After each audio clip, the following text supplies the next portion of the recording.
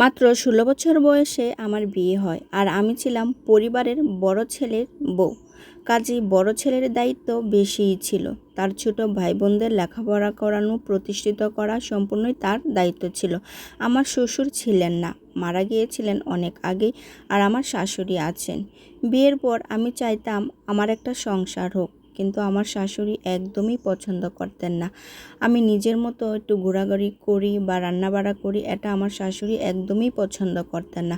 উনি ওনার পছন্দের মতোই শাকসবজি বা অন্যান্য তরকারি রান্না করতে বলতেন। যদি কোনো কারণে আমার পছন্দের কোনো তরকারি রান্না করতাম, সেদিন ঘরে অনেক বেশি ঝগড়াঝাটি শুরু হয়ে যেত। আর এইসব আমার একদমই ভালো লাগতো না। আর কাজে ভুল ত্রুটি হলে বা কোনো জিনিস ভেঙে ফেললে আমার শাশুড়ি আমাকে মারধর পর্যন্ত করত। অনেক সহ্য করে আমি সংসারটা করছিলাম, কারণ আমার স্বামী একজন ভালো মানুষ ছিলেন। তার কাছে আমার ভালোবাসার কোনো কমতি ছিল না, কিন্তু সে যদি আমার প্রতি একটু ভালোবাসা বেশি দেখাতো, এটা আমার শাশুড়ি একদমই পছন্দ করতেন না। এই নিয়েও আমার সংসারে অনেক বেশি ঝামেলা হতো। কি আর করা, আমি আমার দায়িত্ব ঠিকই চালিয়ে যেতে থাকলাম। বিয়ের 1 বছর হতে না হতেই আমার শাশুড়ি আমাকে অনেক বেশি জোর করলেন যে আমার কেন বাচ্চা হচ্ছে না, আমি কেন বাচ্চা নিচ্ছি না।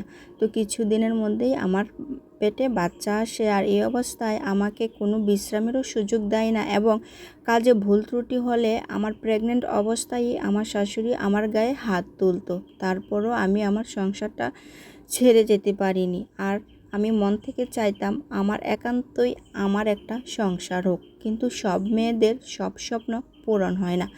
আমারও আমার এই স্বপ্নটা কোনো দিনও পূরণ হয়নি। একে দেখতে দেখতে অনেক দিন চলে গেল। আমার ননদ দেবররা সবাই প্রতিষ্ঠিত হলো এবং তাদেরও বিয়ে শাদী হলো। তারা বিয়ে শাদীর পর যার যার মতো আলাদা হয়ে গেল। শুধু আলাদা হতে পারলাম না আমি, কারণ আমার অনেক বড় স্বপ্ন ছিল আমার একটা আলাদা সংসারের। তার ছোট ভাইরা বিয়ে করে সাথে সাথে আলাদা হতে পেরেছে, কিন্তু আমার ভাগ্যে এটা আর হয়নি। আমি আমার শাশুড়িকে নিয়েই আছি। আমার বিয়ের বয়স যখন ৩৫ বছর, তখন আমার স্বামী মারা যায়। আমি একা হয়ে গেলাম আমার সন্তানদের নিয়ে। আর শাশুড়ি এখনও আমার কাছেই আছেন, আর এখনও উনি দায়িত্ব আমাকে বুঝিয়ে দিতে চান না। আমার সাথে সে একই আচরণ করেন। কিন্তু আমার অনেক স্বপ্ন যে আমার নিজের একটা বাড়ি হবে, আমার আলাদা একটা সংসার হবে। ৭৪ বছর বয়সে আমার শাশুড়ি মারা যান। অবশেষে সংসারটা আমার হলো, কিন্তু আমার সেই স্বপ্নের দিনগুলো কিন্তু এখন আমার নেই। এখন আমার সংসার আমারই। এখন আমার ছেলে বড় হয়েছে, আমি তাকে বিয়ে শাদী করিয়েছি। আমি চাই আমার ছেলের বউটা যেন আলাদাভাবে একটা সংসার করে, আমি যেগুলো পারিনি সেগুলো যাতে সে করতে পারে। তাই আমার দোতলার বাড়িতে উপরের ফ্ল্যাটটা তাকে দিয়ে দিলাম, যাতে আমার ছেলের বউটা শান্তিতে থাকে। আমার ছেলের বউ খুব সুখে আছে, এটা দেখতে আমার খুব ভালো লাগে। আমি চাই সে শান্তিতে সংসার করুক।